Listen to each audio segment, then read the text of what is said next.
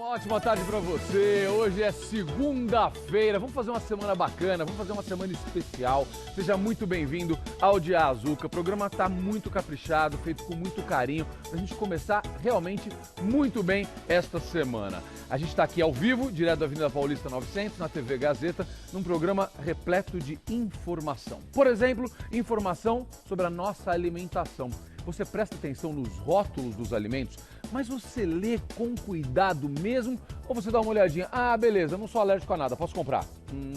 Não é suficiente. A Gabriela Toledo é nutricionista e vai dar várias dicas pra gente. Seja bem-vinda, Gabriela. Muito obrigada, Zuca. Tudo jóia? Tudo ótimo. Tem um jeitinho certo da gente ler o rótulo e entender o que tem lá? Com certeza tem, eu vou explicar todos os detalhes daqui a pouco. O que eu acho do rótulo de verdade é que a letra precisava ser maior. É, né? Todo de mundo cara, acha. isso é fundamental. Atenção, governo, vamos aumentar a letra do rótulo, vamos dar um jeito nisso, vamos exigir isso, porque é muito difícil. Às vezes nem com lupa a gente consegue ver. Vamos falar muito sobre isso. Obrigado pela presença. Obrigada a você. Tem um bate-papo muito legal sobre criação dos filhos. Não estou falando de pai solteiro, estou falando de pai solo, é isso? Isso. Porque a gente tem aqui pai separado, a gente tem pai viúvo, a gente tem pai até casado, mas que assume a criação dos filhos. A gente vai bater um papo muito legal com o Rafael Nores, que é publicitário, com a Bianca Arcangeli, que é produtora de conteúdo. Tudo bem, Bianca? E com a Bianca, como fala? É Baratz? Barato. Baratz, que é gerente comercial. E com a Sirlene Ferreira, que é psicóloga. E ela vai falar um pouquinho sobre a experiência destes pais. Eu não sei como você vive, como é a tua relação com a criação dos filhos, mas eu tenho certeza que a gente vai aprender com essa turma aqui. Obrigado pela presença. Obrigada, Muito obrigado. Sofia. Tem um bate-papo muito legal também sobre, já que estamos falando da criação dos nossos filhos, ensinar a garotada a lidar com a grana, é isso? Isso aí. Desde cedo, educação financeira na nossa casa. O Rodrigo Bussab, que já veio aqui, deu dicas muito legais pra gente. A gente convidou o Rodrigo para falar sobre a orientação financeira para as crianças. Nós gostaríamos de ter e queremos ter adultos mais cuidadosos com o dinheiro, com as contas, que saibam poupar no lugar de correr atrás dos problemas, certo? Muito bom. Poupar, saber ganhar o dinheiro e saber gastar. Não é isso? As duas pontas. Aí fica isso mais aí. fácil, não é a vida? Exatamente. A gente vai conseguir que os nossos filhos fiquem mais tranquilos, eles consigam administrar melhor a grana deles. Isso aí. Vamos dar dicas muito legais para você passar para os seus filhos, para os seus netos. Coisa super simples, gente. Super simples para te ajudar. Obrigado, meu irmão. Obrigado de novo. Melhoras aí, hein? Daqui a pouco tá bom. Daqui a pouco a gente fala sobre essa história aqui. Vamos lá. A tua participação é fundamental em todos esses temas. Você viu que há assuntos que merecem as suas perguntas, as suas opiniões, as suas sugestões. Você já sabe aqui o cardápio do programa de hoje. A gente conta com a sua participação sempre nas nossas redes sociais de Azuca, no Facebook, no Twitter e no Instagram. Eu faço sempre um pedido a você. Utilize o espaço dos comentários. Não mande mensagem privada, porque às vezes a nossa equipe demora mais para ler e eu não consigo fazer a tua pergunta em tempo. Combinado? Então vai lá nos comentários e manda ver e diz: Zuca, quero falar mais sobre isso. Zuca, sobre dicas de como orientar melhor financeiramente os meus filhos, dicas de como eu faço a criação dos meus filhos. Enfim, manda seu comentário. Vamos conversar com o Rodrigo Esper agora sobre infarto. Rodrigo, seja muito bem-vindo, doutor. Obrigado pela presença. Muito obrigado pelo convite. Muito obrigado, muito obrigado. Esse é um assunto muito sério. Rodrigo Esper é cardiologista e a gente às vezes confunde os sintomas do infarto. Isso preocupa, porque nem sempre a gente tem a informação adequada. A gente confunde de duas formas. Uma vez em alguns momentos a gente acha que está tendo um infarto e não está. Em outras, você não se preocupa e pode estar infartando. Não é isso, Rodrigo? É isso mesmo, é muito importante, Zuca, a gente saber os principais sintomas do infarto, né? O infarto normalmente ele incide na faixa etária dos 60, 65 anos e qualquer desconforto ou dor na região do tórax, do pescoço até a boca do estômago. Do pescoço até a boca do estômago. Até a boca do estômago. Um desconforto, uma dor em aperto, em opressão, que normalmente pode vir para a região aqui do pescoço ou da garganta e vai para o braço esquerdo. Isso é uma dor que deve gerar um alerta. Será que estou tendo um infarto? Se confunde algumas vezes com problemas gástricos. Eu já vi algumas pessoas dizerem isso. Olha, eu achei que eu estava tendo um refluxo e estava infartando. Olha, Zuca, isso é muito comum. No nosso dia a dia a gente pega todos os dias casos parecidos como esse que você relatou.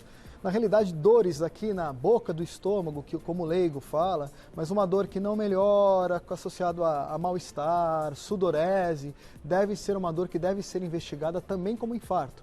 E as pessoas tendem a acreditar no mais fácil, é uma azia, é alguma outra coisa, e pode ser um infarto sim. Em relação a essa história do braço, a dor no braço, é uma dor ou é um formigamento, Rodrigo? Olha, a maioria das vezes o paciente ele relata como um formigamento. Tá. O termo médico para isso se chama parestesia. Ele fala que é um formigamento, é uma sensação. Então, normalmente ele tem inicialmente uma dor em opressão na região do peito e um formigamento na região do braço esquerdo. Tá. Então, dá uma sensação de dor e aí depois segue como se fosse um formigamento no braço. Exatamente. Estamos falando dos sintomas para você identificar, para ficar fácil. Estamos querendo salvar a tua vida aqui se isso acontecer. São 100 mil mortes por infarto ao ano no Brasil, é isso? Isso. O infarto é uma das principais causas de morte no Brasil e no mundo. 35% das pessoas no mundo, em países desenvolvidos e em desenvolvimento, morrem de doenças cardiovasculares, ou infarto ou derrame. 35% é mais do que um terço da população. Exatamente. A principal causa de mortalidade. A segunda é o câncer, ou seja, é importante a gente falar sobre isso. E a gente tem que saber identificar. Bom, quanto tempo antes e quanto tempo a gente tem a partir do momento que os primeiros sinais, esses sintomas que você está indicando com tanta propriedade, aparecem? Qual é o tempo que a gente tem para correr? Olha, na realidade, quando você identificou esse tipo de sintoma que não melhora nos primeiros minutos, imediatamente você tem que ir para o pronto-socorro mais próximo da sua residência. Tá. Existem também alguns sintomas associados, como suar frio, um mal-estar, isso associado à dor no peito. Então, se você identificar esses sintomas que não melhoram em alguns minutos, imediatamente ao pronto-socorro, porque as primeiras horas a gente fala que são as horas de ouro para identificação e tratamento rápido do infarto, né? Como é que é esse outro que você falou, então? Quais são os... Esse é bem... Como ele veio um pouquinho antes, isso é interessante para as pessoas. Então, uma dor no peito associada a um aperto. Muitas vezes o paciente não fala dor, ele fala que é um desconforto, um aperto associado a esse formigamento do braço esquerdo, ou que vá para a região da garganta, associado a um suor importante, uma sudorese importante, mal-estar. Isso é sintoma de alarde importante. Procurar imediatamente o médico. Correr para o médico para a gente tentar resolver o problema em tempo. Sintomas em homens e mulheres, tem diferenças? Sim, pode ter um pouco de diferença. Esses sintomas que a gente conversou são sintomas típicos. Típicos. Okay? Teoricamente vale para os dois. Vale para os dois, certo. As mulheres, elas tendem a ter um pico de incidência do infarto mais velhas, mais idosas. Então, o homem que normalmente pode infartar entre 60 e 65 anos, o pico de incidência do infarto em mulheres é acima de 70, 75 anos. Tá? E elas podem ter um pouco mais de sintomas atípicos. Eu acho que a mensagem mais importante aqui no programa é passar os sintomas típicos, mas o que seria um sintoma não comum? Tá. Uma falta de ar desproporcional. Perfeito. Um desconforto no tórax associado. Uma pessoa que não tem um problema de bronquite, de asma, de repente está tendo uma falta de ar. De repente começa uma falta de ar desproporcional associada a um discreto desconforto torácico. Isso é um sinal de alerta também que pode ser infarto. Tá. Eu sempre ouvi uma coisa, eu tenho 46 anos, e a partir dos meus 35 eu comecei a ouvir dos meus amigos, essa é a pior época, hein, bicho? Se cuida se tiver alguma coisa, porque normalmente quando você é mais velho, é mais fácil você sobreviver se tiver um infarto. Agora com essa idade é mais difícil. Tem isso mesmo, doutor? Olha, isso é uma meia-verdade, vamos dizer assim. Na realidade, o principal risco, fator de risco associado a infarto em pessoas menores de 50 anos é o cigarro. Tá, okay? Então tô legal, eu não fumo, nunca fumei, tô beleza. Ou antecedentes genéticos, que são doenças mais raras. Aí já complica um pouco. Então, os sintomas, na realidade, eles são parecidos. É que isso é uma lenda, popular. O mais importante é você identificar, sendo jovem ou mais velho, e procurar o atendimento o mais rápido possível. Tá perfeito.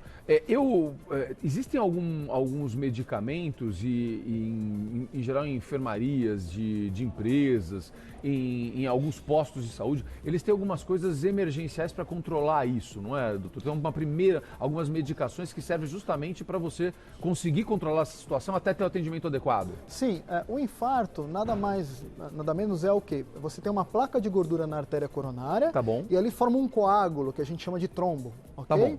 Então, os medicamentos que a gente normalmente dá no atendimento inicial do infarto são medicamentos que ajudam a dissolver esse coágulo. Perfeito. No caso, o mais comum deles é a aspirina infantil. Tá, entendi. Então, uma aspirina infantil na dose de 75 a 100 miligramas, um comprimido e ir direto para o hospital.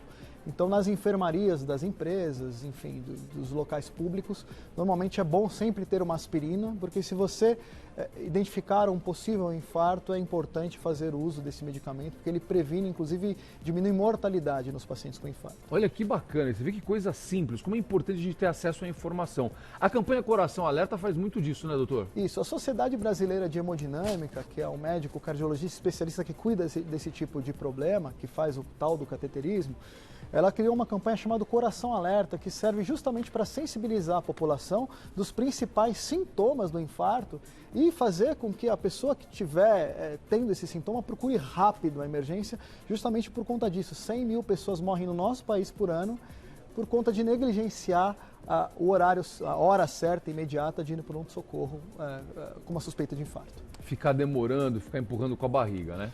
Tem um lema que a gente fala no atendimento a infartos, Zucca, que tempo é músculo, ou seja, quando você começa a ter um infarto, começa um cronômetro que quanto mais tempo você leva a procurar o pronto-socorro, mais sofrimento o seu coração tem. Então, o tempo máximo são 12 horas. Então, por exemplo, se você começou a ter dor no peito à noite, não, eu vou dormir e amanhã de manhã, quando eu vou acordar no pronto-socorro, não. Você pode ter risco de ter morrido parte do seu coração, vamos dizer assim. Eu vivi uma história de uma pessoa muito próxima que infelizmente perdeu a vida porque começou a sentir os sintomas, sabia que era um infarto, porque já tinha tido, então identificou, estava próximo de um hospital, mas quis chegar ao seu hospital de segurança.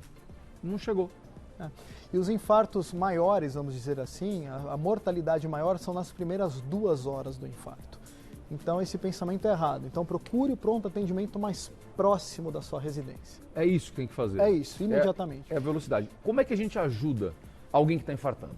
Na hora que o paciente ele chega com sintomas sugestivos de infarto, a atitude mais importante do médico é fazer um eletrocardiograma e a meta de realização desse exame é em até 10 minutos. É um exame simples que qualquer unidade básica de saúde tem. Tá. E aí, com a dor do paciente, olhando o eletrocardiograma, o médico dá para ter uma suspeita de que tipo de infarto é, ou se a suspeita de infarto ela é mais importante ou não.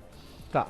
E a pessoa que está perto, um familiar, por exemplo. Então, você começa a sentir os sintomas e aí você fala para tua esposa, você fala para o teu marido, acho que eu estou infartando. O que essa pessoa tem que fazer para te ajudar ali e, obviamente, além de te levar rapidamente para o atendimento? Acho que são 2 atitudes importantes. Primeiro, disponibilizar o transporte mais rápido possível para levar esse paciente, o seu familiar, para o pronto atendimento. Tá. Segundo, se a suspeita for importante, você pode dar uma aspirina para o paciente. Uma outra coisa que no jargão popular se diz, será que eu começar a sentir dor no peito ou se eu tossir forte, isso ajuda? Sim, isso pode ajudar, porque quando você tosse forte, você aumenta o sangue que vai para as artérias coronárias do coração. Então isso também pode ser uma medida que pode ajudar a ganhar um pouco de tempo a chegar no pronto-socorro. Isso vai uma dica até para quem estiver sozinho, então, né? Sem dúvida. Às vezes você está sozinho, você começa a sentir os sintomas, pode te ajudar a ganhar. Você forçar algumas tosses repetidas, isso ajuda um pouco. Que dica boa, obrigado, doutor.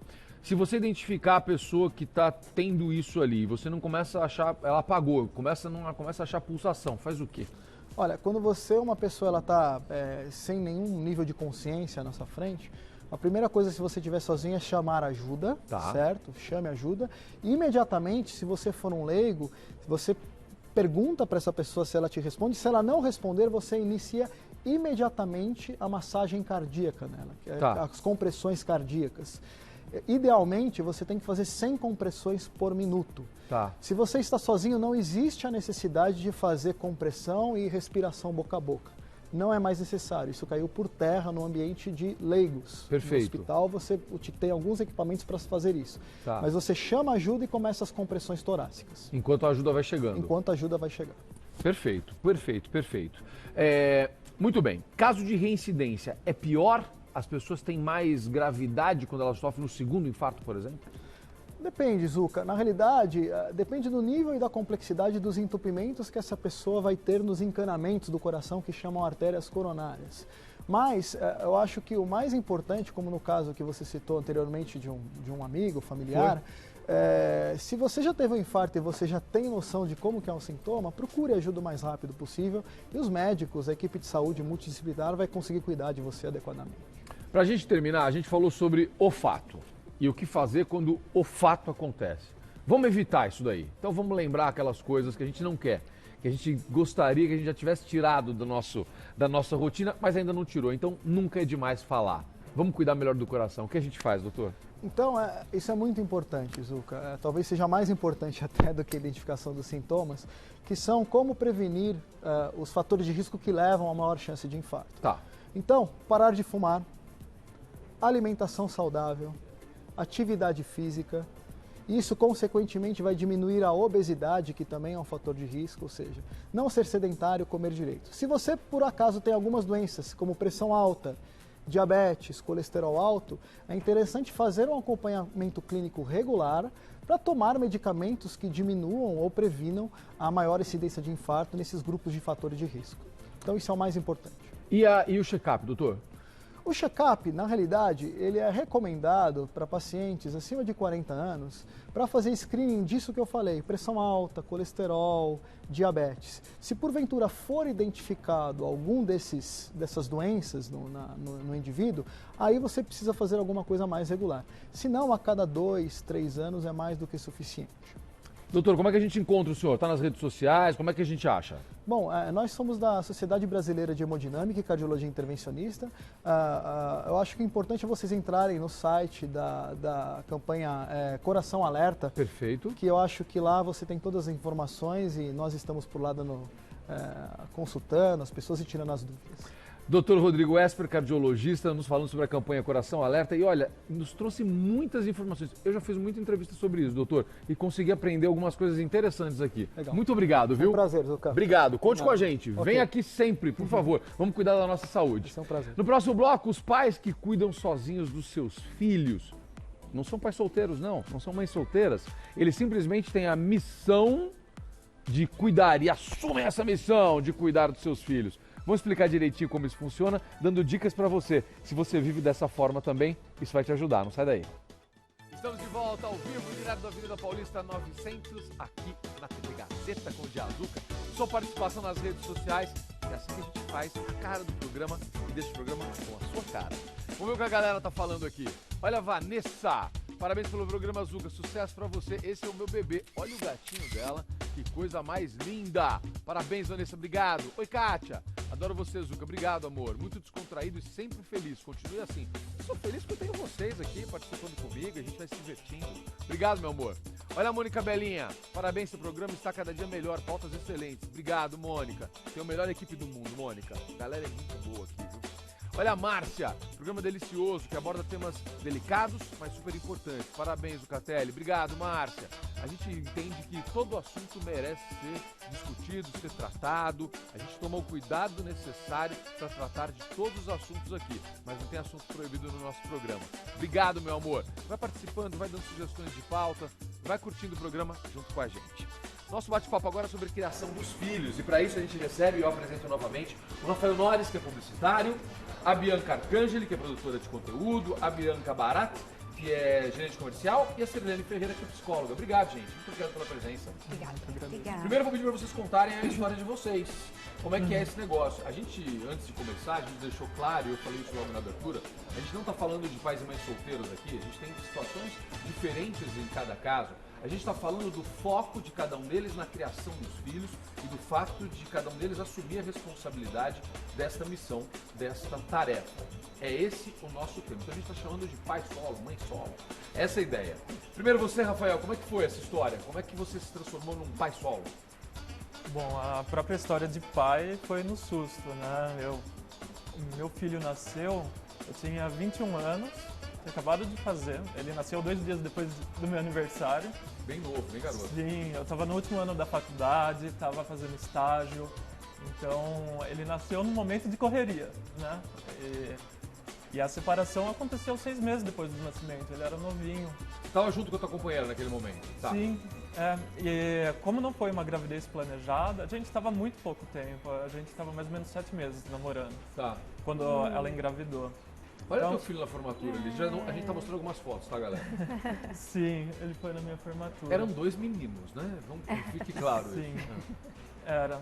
E eu era bem moleque. Se for comparar o Rafael antes do filho e o Rafael depois do filho, é totalmente diferente. Transformou você. Né? Sim, transforma.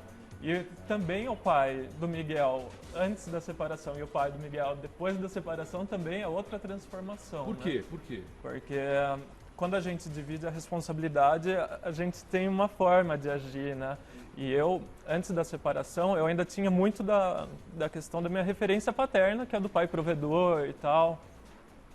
Só que a partir do momento da separação, mudou um pouco, né? Abalou essa coisa, porque aí eu passei a ser o pai cuidador também, né? Que Provedor a gente e cuidador. sabe, porque a gente sabe que o papel social acaba sempre caindo mais no da mulher, né? De cuidar da criação dos filhos. Né? Vou chegar E eu nela, fui vou chegar forçado, né, a entrar nela. nesse Por que papel. que você ficou com a guarda? Como é que foi isso?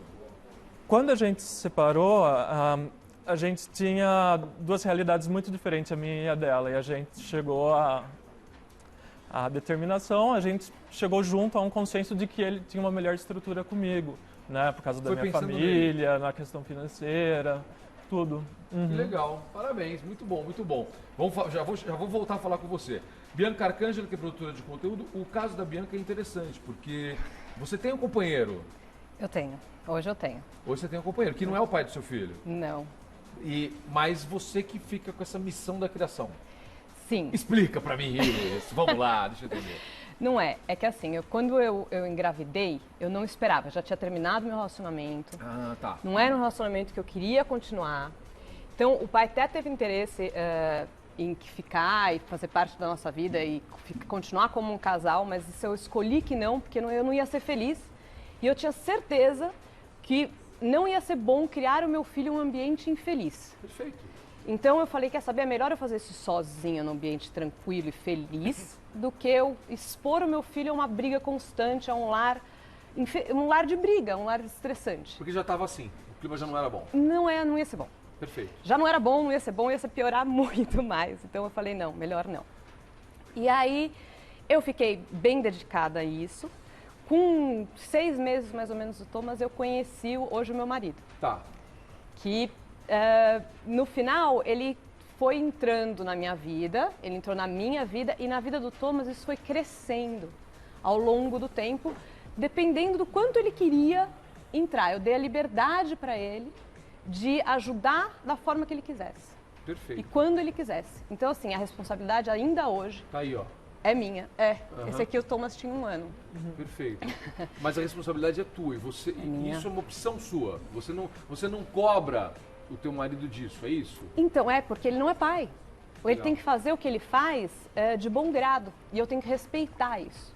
Então, cada vez mais, ele tem se colocado como pai. Mas é uma escolha dele, é um amor dele que desenvolveu nele ao longo do tempo. Eu não forcei isso, eu respeitei isso.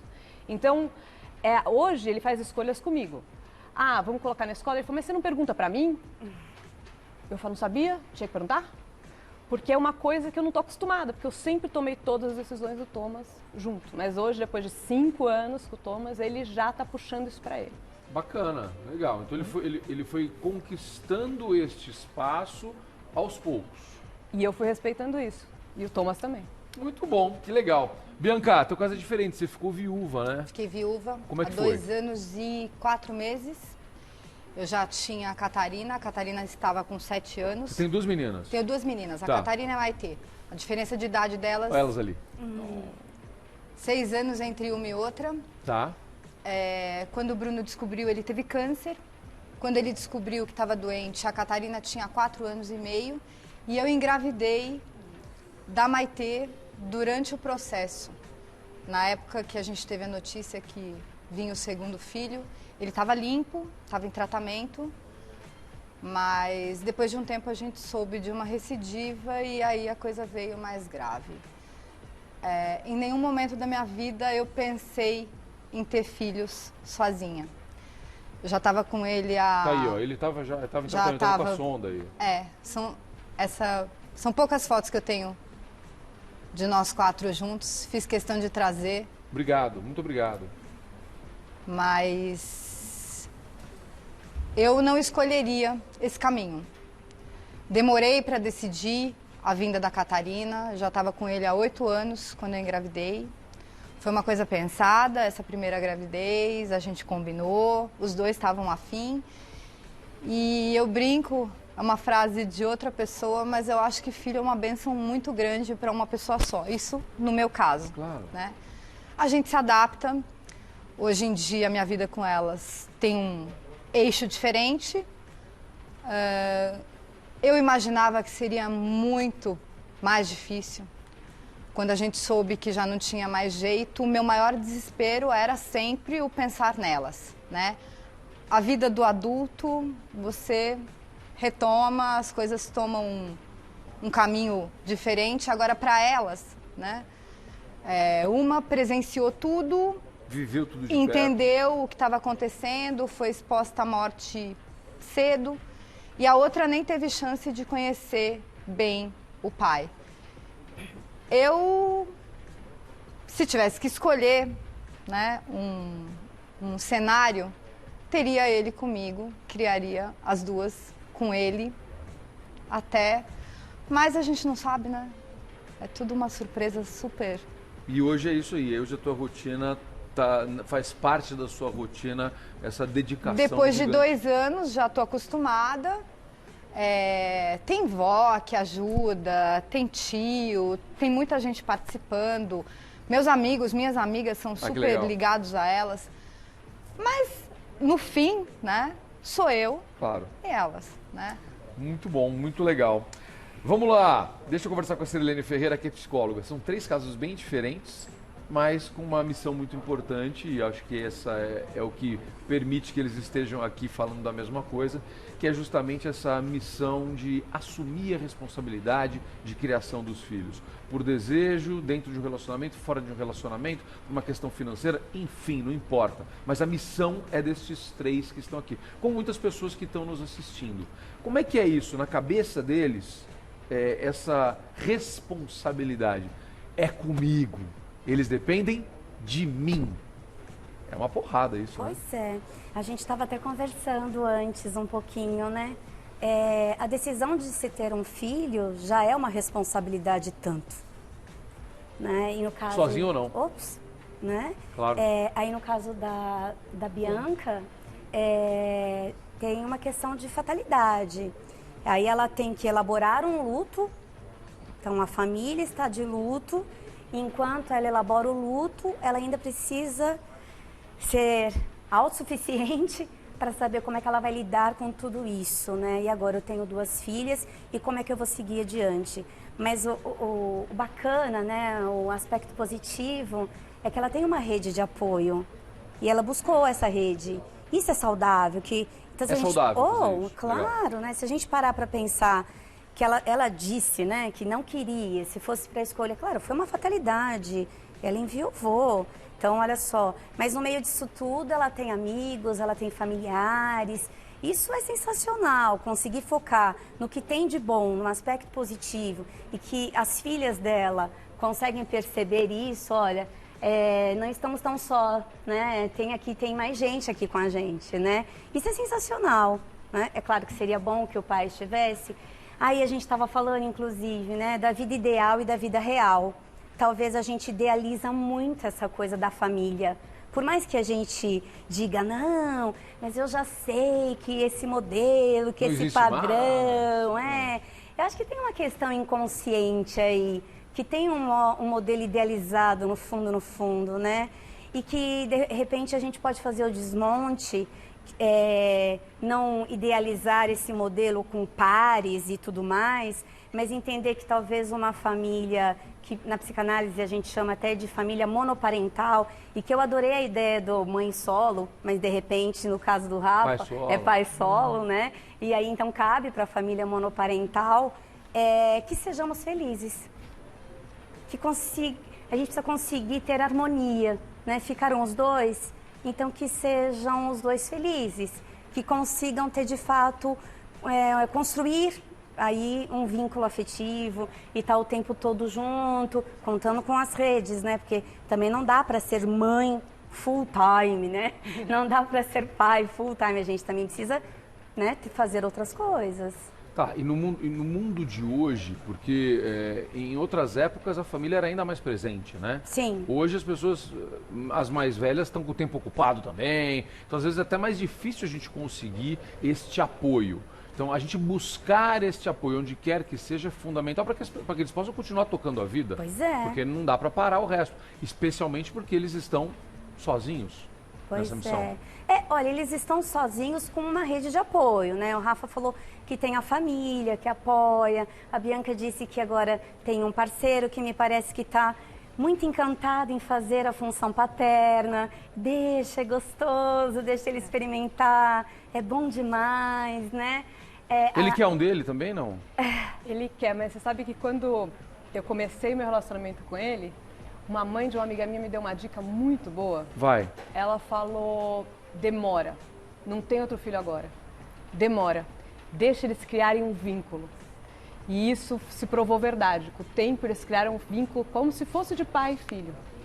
E aí agora, se for ter outro filho, ele tem certeza que vai tratar os dois da mesma forma. Isso é muito legal, porque talvez se viesse muito próximo, não por maldade, não por nada, mas naturalmente o filho que era dele talvez gerasse, ou até uma culpa que pudesse atrapalhá-lo por não conseguir dar a mesma atenção para os dois, talvez. Hoje ele fala isso, ele fala, na verdade a gente já tem um menino, eu quero namorar com você um pouco, porque eu conheci você, virei pai, então eu queria namorar um pouco. Que legal, que bacana, muito interessante. Você tem contato com a mãe? Tenho, hoje é um pouco mais frequente do que já foi. Tá. Né? No início da separação, a gente se via uma vez por ano, mais ou menos. Né? Tá.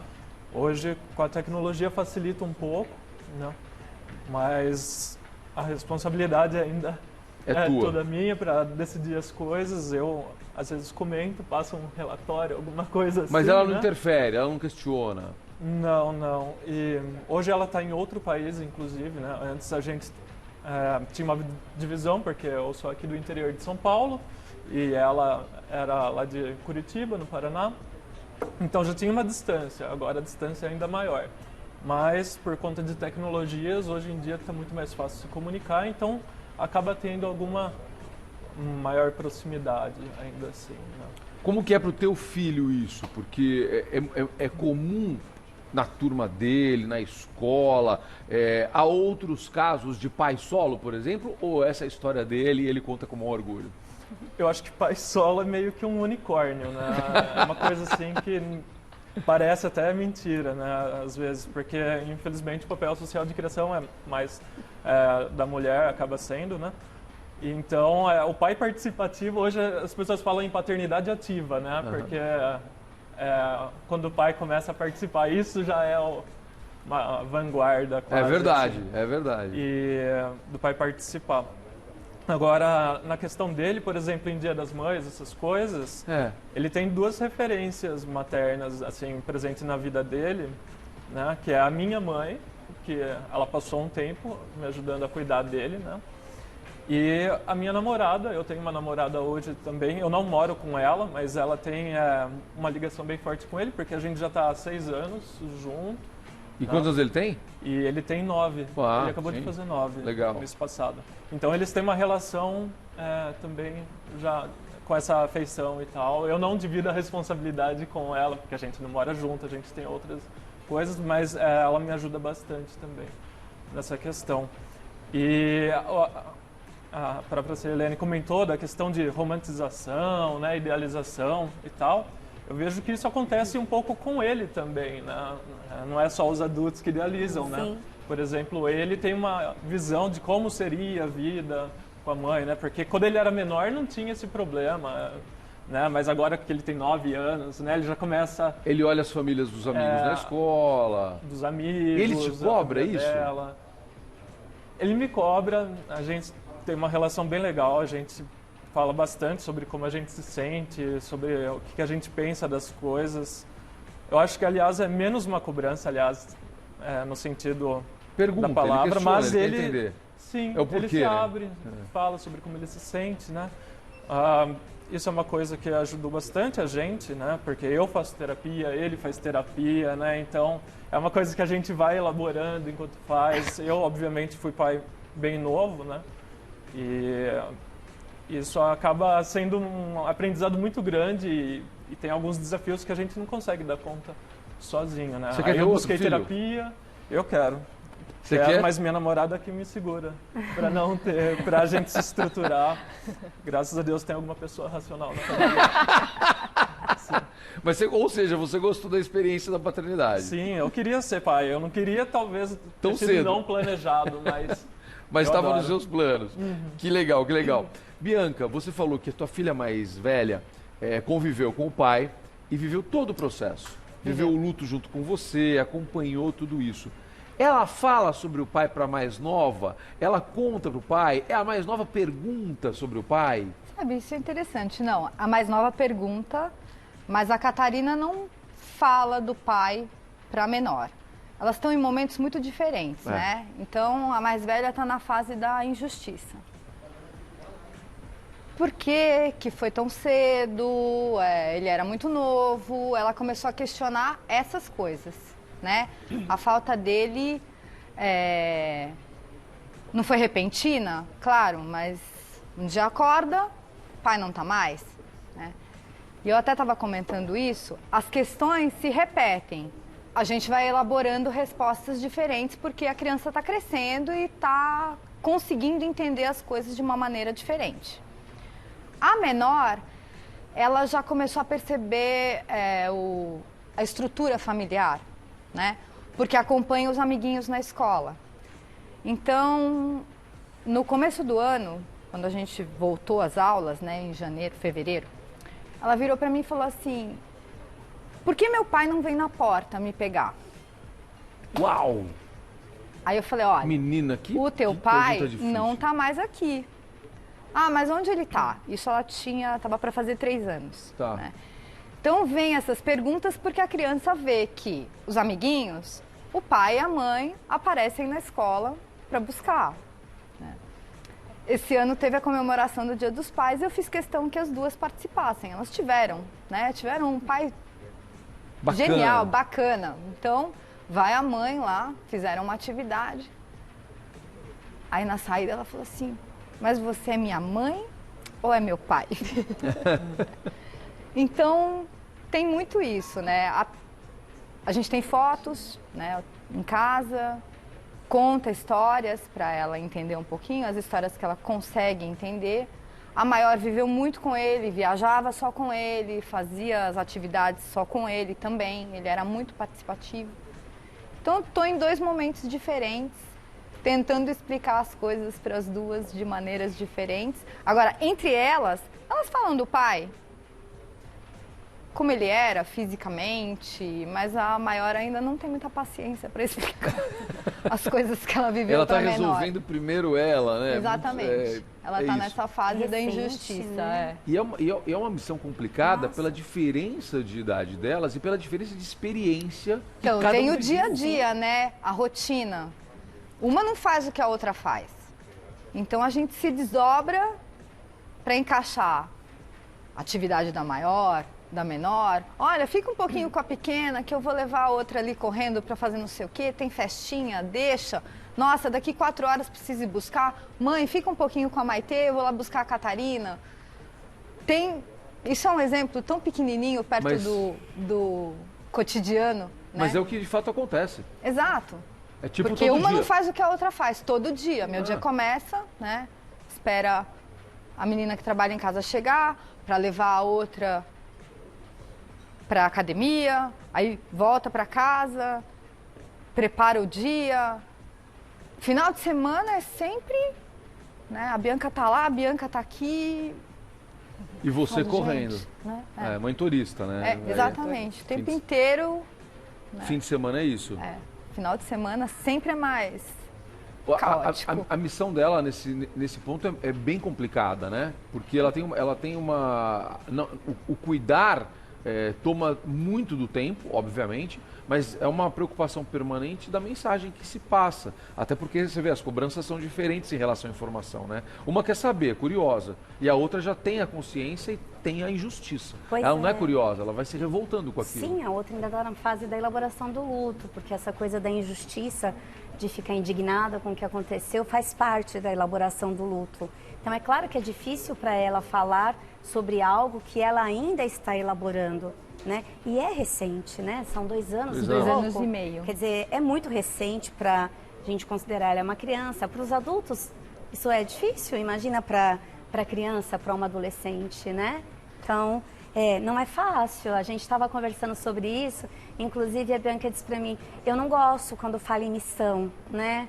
Porque ela disse romantiza demais. É uma tarefa árdua. Aí a gente, né, já fala do Interessante papel isso. da mãe mesmo, mas às vezes você vem aquela pergunta, mas você é casada? Não, eu sou viúva. A pessoa para. Sem saber o que falar. E tenta dar Aí eu uma tenho vontade de, açucarada, né? não, para tudo, não é assim. Tá. Não sabe o que falar. Às vezes as conversas travam, sabe? Quando eu conto. Fica aquele silêncio inconveniente. Nossa, mas né? é muito nova. Nossa, mas 2 crianças pequenas. Nossa, era o que eu pensava antes de perdê-lo. Né? O que eu vou fazer agora? O fato é o seguinte, faz, né? Pois é. Porque tem que fazer. Você não tem outra Não saída. tem o que fazer. Você tem contato com o pai? Eu É. tenho. Ele surge de tempos em tempos. Agora surgiu, esse último mês surgiu de novo, família. Mais a família do que ele, eu acho até. Surgiu de novo, e aí quer pegar no final de semana, mas assim, as decisões continuam sendo minha, o financeiro continua sendo ele, não sou eu. É você, tudo você. Pegar, levar, trazer, como ela falou, eu tenho meu marido, ele vai de vez em quando, porque ele acorda de manhã e fala, hoje eu vou levar ele, eu falo, obrigada, Senhor. Que bom. Mas é uma coisa que ele faz porque ele quer do nada, não está programado. Então, quem pega sou eu, quem leva na festa sou eu, quem vai buscar sou eu. Quem acorda de madrugada é você? Sou eu. Eu acordo todo dia às 4 hoje já.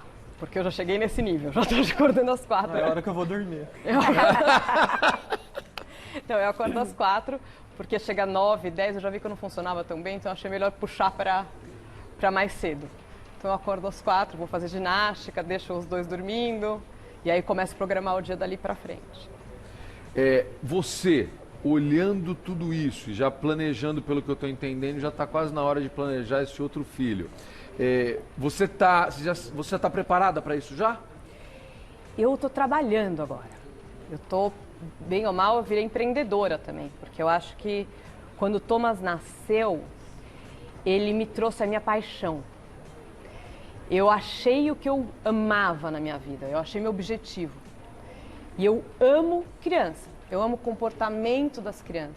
Então eu gosto de entender como é que elas se comportam. Por que ela não fala com a mãe, por que ela não se comporta, por que não dorme, por que acorda, como é que funciona, qual o potencial dessa criança. Então hoje eu estou estudando bem isso, os hábitos da mente, que Harvard ensinou agora, nessas escolas de elite, o que elas ensinam. Eu, graças a Deus, tenho acesso a aprender isso. E agora eu trabalho com isso. Eu trabalho na Pais e Filhos, eu trabalho na UFFM com aluna de criança. Eu tenho um curso online para criança, para atingir o potencial, para ajudar as mães a conseguir desenvolver isso. Então, hoje eu sou empreendedora. Que legal. Hoje eu trabalho para isso. Então, eu estou... como a minha empresa também está nascendo, eu estou esperando um pouco, não acho que vai ser para agora, vai ter que dar um tempinho. Você tá dando uma enroladinha. E ele? Ele não, é o que ele falou, ele fala assim, a gente já tem um menino, eu gostaria muito de uma menina, mas eu quero namorar com você um pouco. Então, ou seja, vocês estão no time certo. Estamos tranquilos, a gente não está muito preocupado com isso, sabe? A gente quer ter mais estabilidade, porque eu também tinha o que ela falou. Para mim, não foi, você acha que foi uma escolha que eu quis? Falei, nossa, não vai dar certo esse relacionamento, eu vou ter que enfrentar sozinha. Eu queria ter achado o homem perfeito mais cedo, eu queria ter me casado, ter o casamento dos sonhos, esperado, ter um filho, todo mundo feliz. Quase morri quando eu descobri que eu tava Propaganda de margarina. Propaganda da Ariana. Quase morri quando eu descobri que eu estava grávida. Caiu meu chão. Eu descobri com 5 meses de gravidez. Caraca. Então, assim, minha mãe descobriu que eu estava grávida. Eu quase morri, tive 3 meses, entrei em pânico, tive ataque de pânico. Foi assim que começou meu site, por causa de ataque de pânico, eu não sabia nada. No chá de bebê eu coloquei a fralda ao contrário, gente. Assim, não era uma coisa que eu esperava. Eu tinha um sonho. E agora eu tenho a chance de fazer o meu sonho acontecer. Olha, que bate-papo legal. Rafael Norris, publicitário, Bianca Arcangeli, produtora de conteúdo, Bianca Barati, gerente comercial, Cirilene Ferreira, psicóloga. Eu só posso agradecer. Acho que a gente deu alguns exemplos interessantes para ajudar as pessoas. E o principal é, no fim dá tudo certo. Acho que isso é um recado importante que a gente tem que dar para as pessoas. Com histórias diferentes, a gente está vendo aqui vários casos de sucesso. E eu acho que isso é o mais legal para a gente levar. Obrigado. Obrigado. Muito obrigado. Vamos lá, a gente segue com a vinhetinha agora, sabe do quê? Do Você Viu. Roda aí, por favor.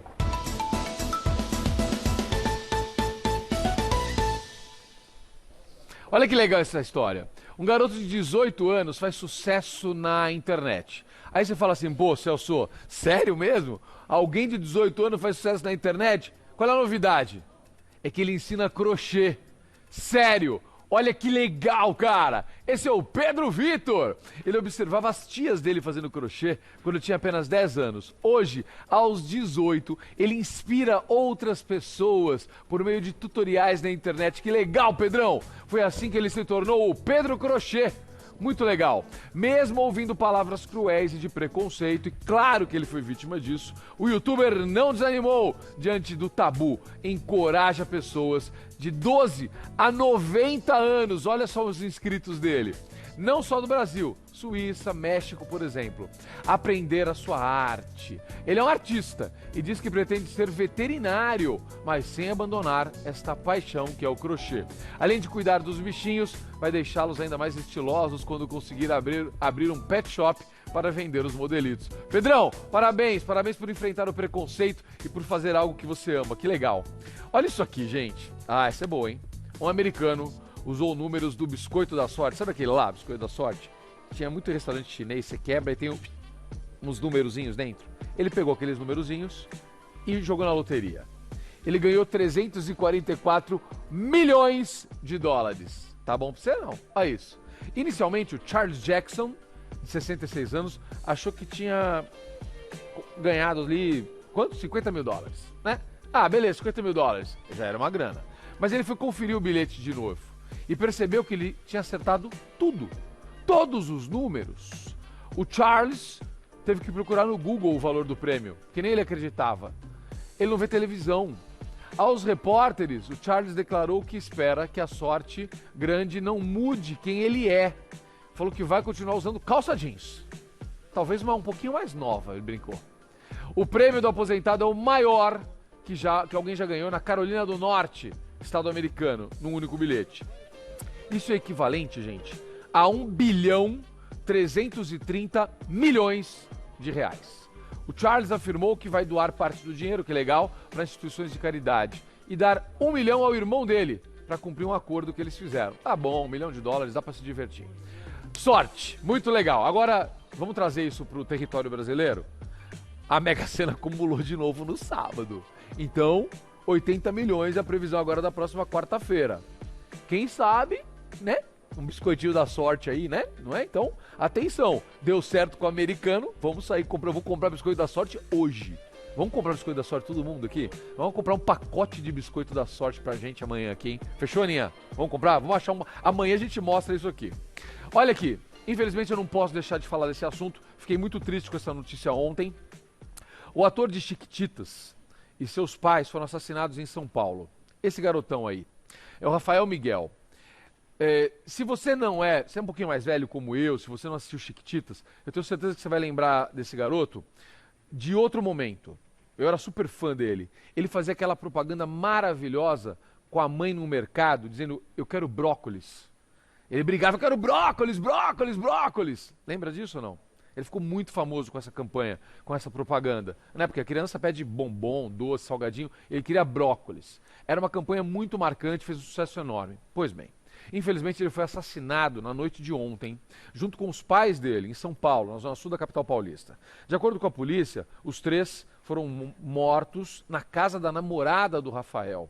Eles tinham ido lá conversar com o pai dela, com a família. Os três estavam conversando com a menina e com a mãe da menina quando o pai chegou, isso de acordo com a investigação da polícia, matou os três e fugiu.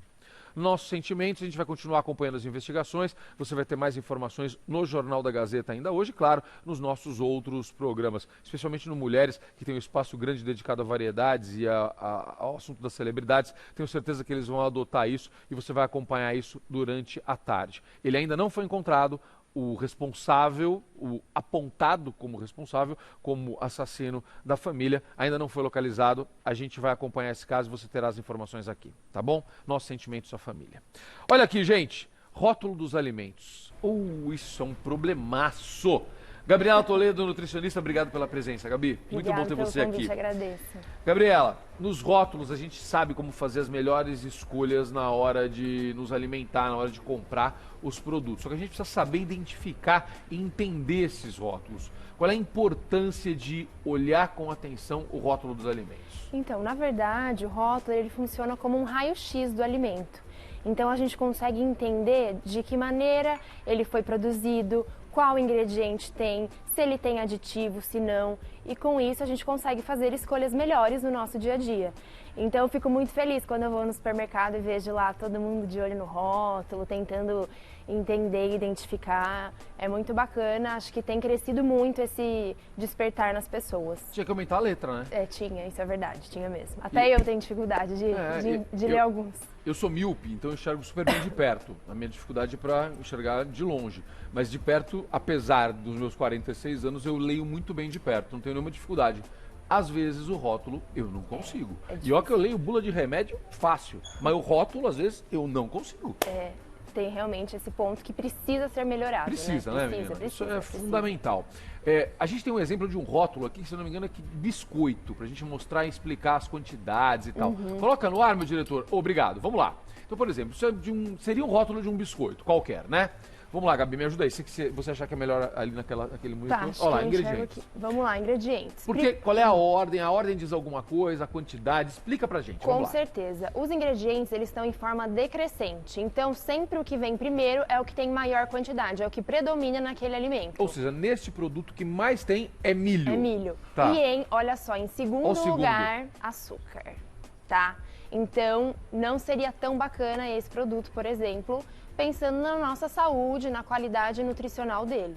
Então vamos lá, então para você entender. Então o primeiro alimento que aparece no rótulo, isso é por lei, Gabriela? Por lei, exatamente. Então o primeiro produto que aparecer no quando aparecer ingredientes, 2 pontinhos. Logo depois, o primeiro é o que tem mais. Então entenda que é nesta ordem do que tem mais para o que tem menos. Exatamente. Então beleza, a gente já teria um problema aqui, é um negócio cheio de açúcar, por exemplo, né?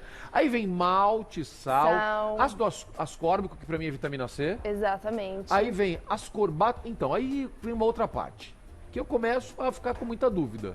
Como é que eu sei o que isso aí faz para mim ou não? Ascorbato de sódio, ferro reduzido, óxido de zinco, palmito de retinol, cianocobalamina. Jesus. E aí? Então, na verdade, aí ele está até bem explicadinho. Pode ver que entre parênteses está especificando ferro, vitamina D, vitamina A, vitamina B12. Tá. Mas, na verdade, a gente tem que ficar atento a alguns compostos que não são tão bacanas. Por exemplo, glutamato é um ingrediente que eles acabam colocando, não tem nesse, né? Mas é um ingrediente que eles acabam adicionando que não é bacana. Açúcar de adição também não é legal. O sódio em excesso também não é bacana, pensando em retenção de líquido, elevação da pressão arterial. Então a gente tem que ficar atento à adição desses compostos que não são bacanas, tá? Mas é importante a gente sempre tentar estar antenado e entender o que significa cada composto para saber o que realmente a gente está ingerindo. E um Google ajuda às vezes também, né? Com certeza. Não é? Você olhou lá, não sabe o que é naquele rótulo? Põe no Google. É bom, não custa nada. Vamos lá, tem um outro exemplo aqui da tabela nutricional, que é muito importante também, que é um outro ponto que a gente tem que observar, não é? Sem dúvida. Vamos lá, pode mudar, meu diretor? Deixa eu ver a tabela nutricional agora. Pronto, vamos lá. Explica pra gente a tabela nutricional. Então, vamos lá. Lembra que é um biscoito, tá? Por isso que tá lá, 5 biscoitos e meio. As informações nutricionais são sempre baseadas no tamanho da porção do alimento. Então, nunca é para o pacote inteiro. Isso é uma coisa que as pessoas se confundem. Isso é muito importante, gente. Você tá vendo? Isso é um pacote de biscoito. Então, por exemplo, valor energético, 125 calorias. Ah, que legal, isso eu posso comer. Só 125 calorias para 5 biscoitos. Se você comer os 30 da embalagem, meu amigo, você vai ter que multiplicar por 6 isso aí. Exatamente. E daí muita gente se confunde. Então, sempre a gente vai ter identificado a porção, então a quantidade em grama ou miligrama, tá? E a medida caseira, que é esse valor entre parênteses, que no caso seria a unidade, 5 biscoitos e meios. Agora, vamos lá. Isso é um rótulo aqui que está muito bem explicado, mas nem sempre é assim. Às vezes está só porção de 30 gramas, que a gente não sabe quanto é. Daí a gente vai ter que descobrir fazer uma conta ali. Exatamente. Tá bom. Tá. Perfeito. Aí tem quantidade por porção desses 30 gramas. Valor energético, que é a caloria que representa essa quantidade. Então, em 5 biscoitos e meio, a gente encontra 125 calorias, tá? Dos quais, na verdade, temos também carboidrato, 19 gramas. Tá. Açúcar, 1,2 gramas. Proteína, 3,7 gramas. Gordura total, 3,8 gramas. Gordura saturada, meio grama. Gordura trans, 0, que, gente, precisa ser 0, tá? Tem que ser 0. Tem que ser 0. Gordura trans tem que ser 0. Tem que ser 0. Agora, uma coisa que pode acontecer, na porção ser 0, mas nos ingredientes, se tiver gordura vegetal hidrogenada, aquele alimento tem gordura trans. Então, a gente precisa ficar de olho para identificar isso, tá? Agora, por exemplo, na tabela nutricional já não segue a história da ordem de quantidade, né? Porque eu tô vendo ali que não tá não é do mais... Na verdade, os ingredientes é da ordem da quantidade. Na tabela nutricional não obrigatoriamente. Na tabela nutricional não, Você tá? tem que olhar ela inteira. Exatamente. E aí, esses são os compostos obrigatórios para ter numa tabela nutricional. Então, só terminando, a fibra alimentar e o sódio. Então, isso a gente tem que encontrar, é obrigação, por lei, da gente identificar todos os valores desses compostos. Os rótulos são confiáveis? A gente pode confiar no que está no rótulo? Sim, eles são confiáveis, eles servem para a gente conseguir se basear e identificar o que a gente está comendo. O que a gente precisa ter uma atenção maior? É em relação ao marketing feito no alimento, tá? Fala. Muitas vezes a gente pode encontrar assim no rótulo, rico em castanha do Pará. Daí a gente vai lá olhar nos ingredientes e a castanha do Pará está em último lugar.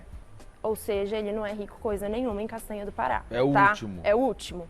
Então, a gente precisa fazer Essa tua dica é muito legal. Então, presta atenção no que está chamando o que é destaque na embalagem, logo depois do nome lá. Tá falando assim, fonte de não sei o que lá, né? Então, beleza. Aí você vai olhar lá nos ingredientes e ele é o último. Lembra da ordem. O que tem mais naquele produto começa nos ingredientes. O que tem menos está lá no final. Essa tua dica é muito boa. Que bom. Isso é muito comum, né? Muito comum, muito comum. E a mesma coisa com, por exemplo, o alimento integral. Vai estar lá escrito, esse alimento é integral. É isso, Aí a gente vai olhar no rótulo, tá pão lá. integral, farinha integral não, macarrão integral. Isso. Aí vai estar lá, a gente vai olhar os ingredientes no rótulo. Primeiro ingrediente, farinha de trigo integral. Opa, ótimo. Segundo ingrediente, farinha de trigo enriquecida com ferro e ácido fólico. Ou seja, ele não é 100% integral. A maior quantidade da farinha que tem é predominante, sim, a integral, mas ele não é um alimento 100% integral. Então, isso é também um ponto que a gente deve ficar sempre atento para não ser pego de surpresa. Legal. Olhe, vá direto para os ingredientes. Essa dica da quantidade é muito bacana. É verdade que um produto com menos ingredientes é mais saudável? Varia, tá? Por exemplo, tem o peito de peru, vou dar um exemplo aqui. Vai lá. Ele tem poucos ingredientes na sua composição, só que ele não é um alimento saudável. Tá? Não é? Não é. Sério? Ele tem bastante sódio, é um embutido, então a gente tem que ficar atento com essa questão. Mas hoje tem uma onda muito grande sendo discutida, que é a onda dos alimentos clean label. Clean label. Clean label. Rótulo É quando, limpo. exatamente, é quando tem no produto mais alimentos naturais e menos artificiais. Legal. E daí eles são menos processados e tem uma menor quantidade de ingredientes. Aí sim, químicos. exatamente. Aí sim, ele é considerado super bacana. Agora a gente tem que ficar de olho, porque não são todos que seguem essa linha, tá? Tá, não necessariamente um alimento com poucos ingredientes vai ser o mais saudável. Exatamente. Depende dos ingredientes ali presentes. Exatamente, perfeito. Perfeito. O que significa VD na tabela nutricional? VD é, na verdade, assim, o rótulo nutricional, ele é feito baseado em uma quantidade de ingestão recomendada de 2.000 calorias por dia. Tá. Isso vai variar de pessoa para pessoa. Ah lá, obrigado. Porcentagem VD. Eu, infelizmente, não tenho uma ingestão de 2.000 calorias por dia, tá? Varia de acordo com o sexo da pessoa, com a idade, com a forma que ela trabalha. Eu trabalho praticamente sentada o dia todo. Se ela faz atividade física ou não, tá? Isso é uma estimativa que eles colocaram como base e a gente vai encontrar esse valor em todos a tabela nutricional, tá? E aí é a quantidade em percentual de cada nutriente em relação ao nosso valor de ingestão diária, tá? Então, por exemplo, ali no rótulo tinha carboidrato, refere a 6% do que eu devo ingerir ao longo do dia. Se você ingere 2.000 calorias. Perfeito. Mas se você tem uma dieta diferente, essa porcentagem não vale para nada para você. Exatamente. Por isso que a gente tem que olhar a graminha mesmo ali, que é a quantidade, certo? Exatamente. O graminha lá. Exatamente. Alimentos naturais versus alimentos processados e ultraprocessados. Tem uma arte disso? Deixa eu ver. Cadê? Processado e tem ultraprocessado ainda? Tem. Jesus, é muito processo. Vamos lá. In natura, processado, ultraprocessado. Explica pra mim, vai lá. In natura é o alimento que ele é tirado e pronto para consumo no momento. Ele não passa por nenhum processamento, tá? Então, por exemplo, frutas, cenouras, raízes e etc. Legal. Processado é quando tem uma adição de algum composto, geralmente acaba sendo sal ou açúcar, para ele ser produzido um produto diferente, tá? Então, exemplo, abacaxi é um in natura, abacaxi em conserva é um alimento processado e o suco de abacaxi em pó ele é ultraprocessado, que ele já vem pronto para consumo. Então tem bastante aditivo. Tem pouco abacaxi. Exatamente. Tem nada de abacaxi praticamente, tá? É. Geralmente gira em torno de 1 a 8% Fala sério. de abacaxi, Então tá? compra o abacaxi e faz o suco, meu amigo. Exatamente. Legal. Mesma coisa no milho em conserva. Mesma coisa no peixe. Mesma Quando coisa vem no aquele peixe. produto já pronto para consumo, a gente tem que pensar que o ultraprocessado é que a gente tem que excluir no nosso dia a dia, tá? Ah, é? É, porque ele não vai ser uma coisa saudável, não vai ter a maior quantidade de nutriente. Você acha que você está comendo um peixe, está se enchendo de ômega 3 ali e no fim... Se for um peixe pronto que só colocar no micro-ondas e acabou, não é bacana. Tá. A gente tem que priorizar o consumo dos alimentos in natura, que é onde a gente vai encontrar vitaminas, minerais, nutrientes Faz e toda a etc. diferença. Eu Com tenho que terminar, certeza. nosso tempo está acabando, mas eu quero te perguntar um negócio da fruta. Nos sucos, a gente tem muito isso, contém néctar ou não sei o que lá. Aí você vai olhar mesmo, você vê a porcentagem de suco, dá uma vontade de chorar, porque quase não tem nada. Exato. Como é que é isso aí? Explica. Na verdade, o néctar, quando está escrito no rótulo néctar de fruta, significa que tem a polpa da fruta diluída em uma quantidade de um líquido com adição de açúcar. Tá. Então, ele representa isso que eu falei anteriormente, 8% apenas de fruta dentro daquele suco. Nutricionalmente falando, é uma escolha muito ruim, né? Porque dos benefícios da fruta a gente não vai ter nada. Perfeito. Então é importante sempre priorizar o consumo dos alimentos in natura. Gostei disso. Vamos lá. Alimento light ou diet? Já vou, Aninha, já vou terminar, tá? Light ou diet? Porque tem uma polêmica sempre grande disso e é difícil da gente identificar, não é fácil. Tá. Alimento light é todo alimento que tem pelo menos 25% a menos de redução de algum componente. Então, geralmente pode ser a gordura, pode ser a caloria, tá? E sempre vai estar descrito no rótulo. Tem que ser 25%. No mínimo. No mínimo No 25% em abaixo do original. Perfeito. Tá. Exatamente. Não significa que isso daí é uma coisa que vai ser leve pra você, apesar do nome light. Depende da composição, tá? A gente tem que avaliar também. E o diet, ele é um produto específico para um grupo seleto de pessoas, por exemplo, os diabéticos, tá? Os diabéticos, eles não podem ter ingestão de açúcar, então são produzidos alimentos a partir de adoçantes para que eles possam consumir. Então, o chocolate diet é um chocolate que um diabético pode consumir, porque ele não tem açúcar e tem o adoçante para ter o mesmo poder do açúcar no alimento. Pra gente terminar, qual é o alimento ou qual é o ingrediente no rótulo que deve servir pra gente olhar e falar assim, não vou levar? Corantes. Glutamato, nitrito, acho que esses 3 são... Podemos deixar de lado. Exclui, Pula esses alimentos. Pula. Corante, nitrito, glutamato. E açúcar de adição também. Açúcar de adição também. Aham. Que bate-papo bacana, como é legal a gente cuidar da nossa saúde. Essa é a Gabriela Toledo, nutricionista, muito obrigado. Você volta? Com certeza. Vamos repetir esse bate-papo? Com certeza, vamos sim. Obrigada. Muito obrigado, viu? Adorei, muito obrigado. Vou fazer um rápido intervalo, no próximo bloco tem um bate-papo bacana sobre orientação para os nossos filhos. Ensinar a garotada a cuidar do dinheiro. O americano faz muito isso, o brasileiro não aprendeu a fazer ainda. Vamos mudar. Vamos ajudar a próxima geração a ter mais facilidade de lidar com o dinheiro do que a gente tem. A gente não aprendeu e a gente sofre, a gente quebra. Agora, e se a gente ajudar os nossos filhos? Será que a vida deles não vai ser mais fácil? Depois do intervalo, dicas muito legais e simples para você orientar os seus filhos, os seus netos, para que eles sejam adultos mais cuidadosos com a grana. Até já. Estamos de volta, daqui a pouquinho tem um bate-papo muito legal sobre orientação financeira para os nossos filhos, para os nossos netos, ensinar a garotada a lidar com a grana. Porque quando eles forem adultos, eles vão ter mais facilidade. E são dicas tão simples, a gente vai mostrar para você. Antes, a tua participação nas redes sociais, deixa eu ver.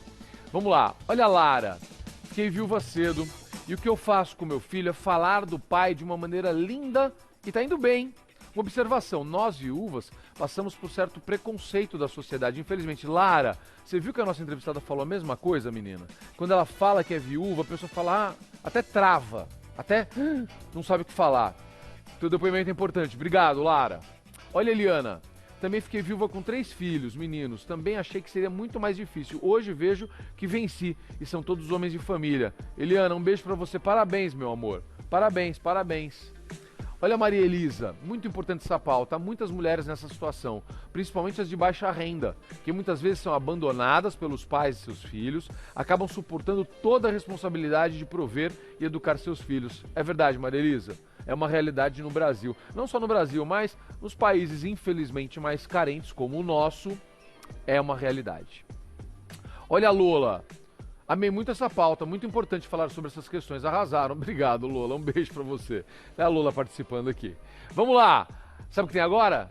Tem Momento Pet, roda a vinheta. Momento Pet, oferecimento Veste Casa Mega Loja. Entre, a casa é sua. O vídeo de hoje no nosso Momento Pet foi enviado pela telespectadora Juliana. E a gente vai mostrar pra você o Apollo, já se preparando pro verão. Deixa eu ver. Olha isso. O Apollo já tá fazendo exercícios físicos pra ficar em forma para o verão. Não, fala sério. Juliana, esse teu cachorro é uma figura.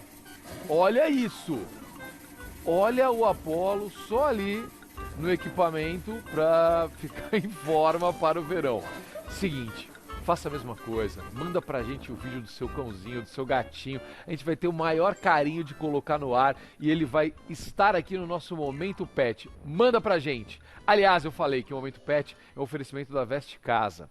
Você procura por uma ração especial pro seu gatinho? Na Veste Casa Mega Loja tem o espaço Mais Pets. Eu fui lá na semana passada, eu já tinha ido, claro, mas eu fui gravar na semana passada, tá incrível. Cada vez tem um produto novo, cada vez um carinho maior com o seu pet, com a sua família. Você encontra produtos de higiene, ração com muita qualidade, especialmente preço de fábrica, sem intermediário. Quer um exemplo? Põe na tela. Ração Premium Especial Dalcat.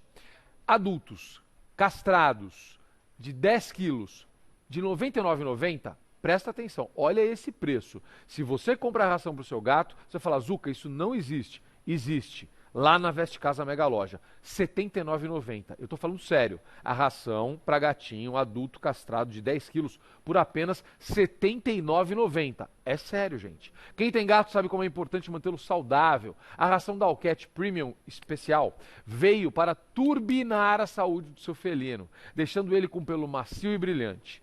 A ração Dalcat é feita com ingredientes selecionados para suprir todas as necessidades nutricionais e proporcionar qualidade de vida para o seu felino. É muito legal, produto feito com muito carinho. Na Veste Casa Mega Loja, a ração não passa por intermediários. Ela chega fresquinha para o seu amiguinho. Então são duas qualidades. Uma, o preço, que é muito legal.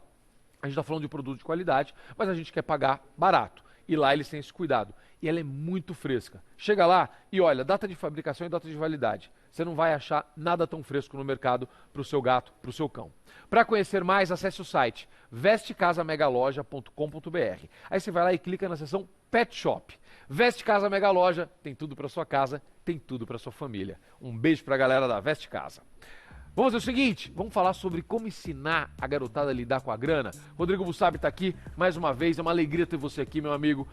Muito bom a gente dar essa dica. Eu vivi nos Estados Unidos, você sabe disso, morei lá um tempo, e eu vi isso muito presente na sociedade americana, o cuidado e a preocupação que os pais têm desde cedo de ensinar os filhos a lidar com dinheiro. Ensinar os filhos até a investir.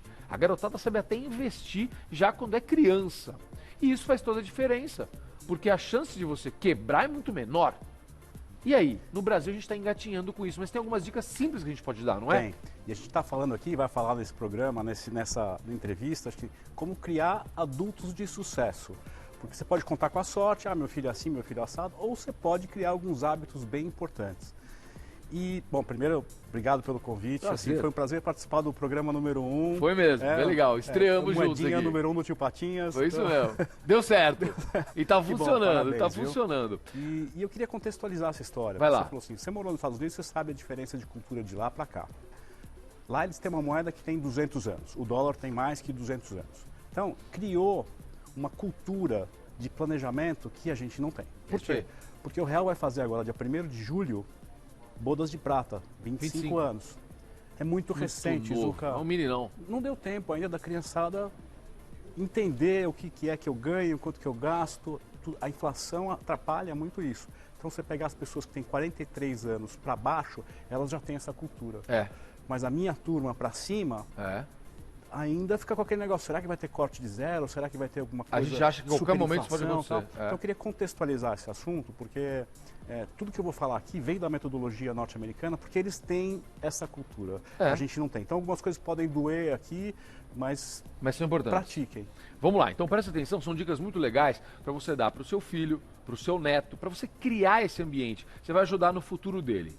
Por exemplo, vamos começar falando da mesada. Funciona? É legal? É benéfica? Isso é muito legal. Vai. E tem alguns formatos. Vamos lá. Então, a mesada dá aquela oportunidade da pessoa controlar o dinheiro. Lógico que eu tenho que acompanhar. Tá?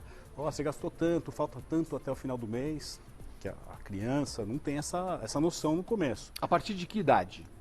Não a mesada, mas assim, tem alguns ensinamentos a partir de 3 anos de idade. A partir de 3 anos, tá. Você coloca lá o dia da semana, coloca em cada semana, em cada dia, uma barra de chocolate ou uma moedinha e tal, e fala assim, isso aqui é o que você pode usar nesse dia. Ela vai tirando, vai vendo que vai ficando vazio e tal, né? Isso é um formato. Mais para frente, lá pelos 7 anos para frente, com a mesada, já tem um leque bem bacana de coisas que você pode fazer. Por exemplo, essa é uma das coisas que dói. Rodrigo, como você é dinheirista? Não é, sou financista. Tá certo. Tua conta de luz, eu vou usar números hipotéticos, é R$100. Tá legal. E você acha que tá alta. E você dá R$100 de mesada pro teu filho. Dá 200 e deixa ele responsável pela conta de luz. Cara, olha que legal isso. O que vai acontecer? E você vai falar para ele, olha, hoje a conta é 100. Tudo que a gente conseguir reduzir aqui, incorpora a tua mesada. Então vai virar os 100 que eu já vou dar, mais, chegou até 70, mais 30. Então mais 100, isso é muito legal. Então passa a ser uma pessoa, inclusive, que ajuda a controlar os usos de luz. Ele vai sair apagando luz da casa. De ar-condicionado, tal. Exatamente. Cria essa cultura também de economizar. Né? Cara, essa dica é muito legal. Porque a gente tem que estar sempre olhando para as receitas e despesas. Até porque ele vai ter que aprender a cuidar da conta de luz quando crescer. Exatamente. Por que já não aprender desde cedo? A partir de que idade dá para fazer isso? Uns 7 anos já dá para fazer. Adorei. Adorei essa da conta de luz. Outra. Me dá outra dica legal. Mesada com cofrinho ou sem cofrinho? Pode ser com cofrinho. Então, o velho e bom cofrinho. Cofrinho tem algumas formas de você estimular a criança a guardar dinheiro. Então, por exemplo, pode ser aquele cofrinho que eu vou abrir só no dia 10 de dezembro e o que tiver de dinheiro lá a gente vai comprar alguma coisa para o Natal. Então é um colocar moedas às cegas, você não sabe o quanto que vai ter lá no final. Tem um outro formato que assim, Você põe um rótulo no cofrinho. Esse cofrinho é para comprar o meu carrinho, esse cofrinho é para comprar a minha bicicleta, minha boneca, minha sei lá o quê. Tem um objetivo, e aí você já começa a criar metas e objetivos e planejamento e tal. E aí você vai contando e vai somando, ajuda a criança, evidentemente, a cada moeda que ela coloca, soma lá no caderninho para ela saber o quanto que tem até lá. Sabe quanto que custa a bicicleta, sabe o quanto que vai ser duro chegar até lá. É importante falar o valor. Olha, você vai precisar juntar tanto. Isso. Bacana. A boneca custa R$30. Então, aquele exercício de colocar 25 centavos, nossa, como é duro ganhar dinheiro, né? Gostei. Então, a partir dos 7 anos, a gente já pode transformar em mesada. É bacana que seja mesada, pode ser semanada, quinzenada, ou é legal essa história do mês? Eu acho que quanto mais nova a criança, pode ter um período mais curto. Tá. Conforme ela for tendo mais idade, você pode estender um pouco mais. Então a gente pode começar com um valor semanal, por exemplo, numa criança de 7 anos. Semanal, é bacana. É. Depois você vai estendendo para o mês. Porque o horizonte da criança, por enquanto, é muito curto. É muito curto, é isso que eu penso. Às vezes um mês, nem que sabe contar direito. É muita coisa. A semana é uma contabilidade muito fácil, são 5 de final de semana a final de semana. Exatamente. Perfeito, legal. Então pode começar com uma semanada a partir dos 7 anos. Pode. Mas a partir dos 3 anos já dá para começar a dar alguns sinais, então. Já. Tem alguns jogos que você pode fazer. Evidentemente que não sabe ainda o valor das coisas, mas é a quantidade. Você não comeu aquele chocolate no lanche da escola de segunda, você pode levar ele para terça, na terça você vai ter 2 chocolates. Você comeu de segunda, agora você só vai poder pegar o próximo amanhã. Posso pegar 2? Não pode. Tá. É 1 por dia, tá aqui, ó. Perfeito, já vai criando esse hábito. Há formas eletrônicas e interessantes de fazer a mesada que você recomendaria, além do cofrinho? Porque hoje tem tanta coisa aí, né? E os pais ficam com vontade de incorporar e aproveitar até ensinar um pouquinho isso para as crianças. Eu sou muito eletrônico, eu gosto muito das... eu sei, por isso que eu te perguntei. Das tecnologias, inovações e tal. Nesse caso, precisa ser o físico. Tem que ser o físico. Porque tem que ter o chacoalhar do cofrinho. O cofrinho ainda é a melhor coisa. O peso da moeda, aquele barulho e tal. Eu sei que as crianças aderem muito mais fácil à tecnologia, mas tem aquela coisa física de você ver aquele negócio compondo. O cofrinho pode ser até transparente, ver aquelas moedas crescendo, né?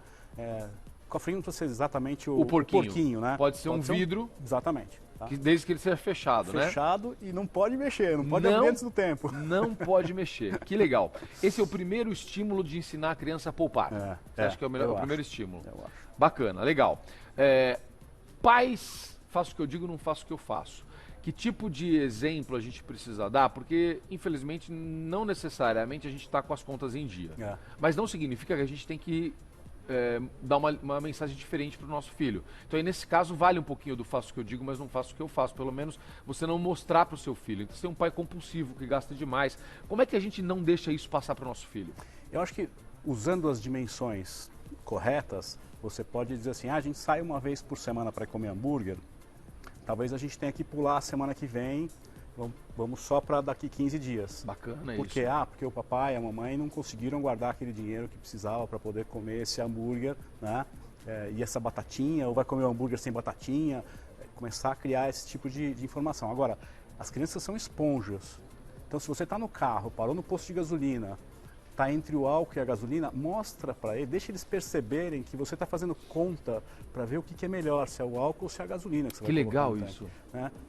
É teatro mesmo, né? Você sabe o que é, você já sabe, já vai chegar lá, você bate o olho, já vai ver o que é interessante e tal, mas pergunta para o frentista, deixa ele perceber. Às vezes eles estão até no tablet ou em qualquer outra coisa, parecendo que não estão prestando atenção, mas são esponjas. Então, mostra que você está preocupado com isso. Exatamente. Fala, faz conta, mas a gasolina, não sei o que, mas rende mais, a gasolina rende. Então põe a gasolina. Né? Gostei disso. Outros exemplos básicos, assim, por exemplo, supermercado, que foi até a nossa primeira pauta lá, eu acho bem interessante. Dá um dinheiro, porque tem aquele tabu, né? Não vou levar criança porque elas compram um monte de coisa, pegam um monte de coisa põe no carrinho. É verdade. Então, dá R$10, ou o número você cria. R$10. O número que couber no seu orçamento. Exatamente. E com esses R$10, você vai comprar o que você quiser. E explica mais. Se você gastar só 7, nós vamos guardar 3 para a próxima vinda sua. Você vai ter 10 mais 3, vai ter 13 na próxima. Você vai criando também essa cultura de, pô, se eu não gastar tudo, de repente eu compro um negocinho melhor na próxima vez, mas não deixa passar do 10. Ah, papai, mamãe... Custa R$10,50. Custa R$10,50. Você empresta 50, não cria esse hábito de emprestar dinheiro para depois ficar devendo e pagar lá na frente. Não, mas amanhã eu pago na próxima vida. Não, não, é 10 o contrário. E acabou. Saiba que esse R$10,50, se você gastar 9, você vai poder comprar na próxima. Zucca, isso é muito importante, porque é aquela coisa do cartão de crédito para nós adultos, né? Você gasta um dinheiro, às vezes, que você não tem. Você precisa ter uma conta reservada exatamente o dinheiro que você está gastando no cartão de crédito. Ah, você paga no cartão de crédito. Ah, depois eu pago, depois eu penso como conseguir. Depois eu penso. Não, isso está errado, é uma cultura que a gente não pode... Tem que tirar isso deles. Estimular deles. O que é o negócio do teste marshmallow, é isso? Nossa, isso é muito bacana. Explica. Hein? Isso é muito bacana. Fizeram mais uma vez nos Estados Unidos. Eles manjam disso. Com crianças de 6 anos de idade que estavam com fome. Ó, tá mostrando aí, vai lá. Olha lá, colocaram elas numa mesa, entrou uma monitora e falou assim, olha, você tem um marshmallow aqui. Eu vou deixar aqui e vou sair. Se quando eu voltar, você não tiver comido esse marshmallow, eu vou te dar mais um, você vai ter 2. E saía da sala. Aí aconteceu as mais diversas coisas. É muito engraçado esse vídeo, porque tem criança que a monitora está saindo da sala, ela já pega e enfia o marshmallow na boca. E tem outras que seguram, nossa, dói, mas seguram, né? E aí quando ela volta e não comeu, ela vai e gratifica com o segundo marshmallow. Essas crianças foram acompanhadas até o final da faculdade e início da vida profissional. Você está brincando? Nos Estados Unidos. E identificaram que aquelas crianças que resistiram a essa tentação imediata, para poder ter uma recompensa depois, eram adultos de sucesso. Olha, Zucca, que fantástico Meu isso. Deus do céu. Então, ensinar as crianças a não serem compulsivas. Tomarem cuidado com o consumo emocional, exatamente, que é a compra compulsiva imediata, né? Então, tomar cuidado com essa compra que te dá um prazer imediato e depois, a longo prazo, esvazia e não te dá sensação boa nenhuma, né? Então, esse teste do marshmallow é muito bacana. Agora, você não pode deixar o teu filho na natureza, né? Ah, não, ele pegou, então ele vai ser assim por causa da vida. Ah, não, ele não pegou... Não, você tem que acompanhar, você tem que saber que, tudo bem, a natureza dele, se ele não pegou o marshmallow e ganhou o segundo, legal, você tem um garoto, uma garota... Se ele pegou, você pode ensinar isso pra ele. Pode ensinar porque vai ser mais fácil, ele adere mais fácil. Dá pra gente fazer, já que a gente não tem o hábito do marshmallow aqui no Brasil, dá pra fazer com chocolatinho isso aí, por exemplo? Dá pra fazer com tempo no computador, deixar um computador aberto com jogo, falar assim, se você não entrar, se eu sair da sala, deixar o jogo aqui e você não entrar, você não jogar, você vai poder jogar o dobro. 2 vezes de tempo na próxima vida. Dá pra fazer com um monte de coisa. Rodrigo Bussabi, eu sou seu fã, cara. Você me deu dicas muito legais aqui de coisas que eu não imaginava e eu tenho certeza que o pessoal em casa aprendeu. Eu adorei a da conta de luz. Dá pra você fazer isso com outras contas da casa. Você imagina que informação você está dando pro seu filho de quanto custa viver e quanto custa a casa dele. Adorei isso. E outras dicas legais. Obrigado, meu irmão. Zucca, Rodrigo sucesso. Bussabi é Obrigado. coach financeiro, esteve aqui no primeiro programa, já voltou e eu quero você de volta aqui. Posso deixar a rede social? Por favor, vai lá. Up My Money. É o nome da minha empresa, Up My Up Money. My de Money. Crescer, My, meu. My com meu, money. Dá uma crescida no meu dinheiro. Essa aqui é... Legal, Up My Money. Tá no Instagram? Tá no Instagram. Legal, Tá bom? Maravilha. Rodrigo, muito obrigado, Joia. viu? Galera...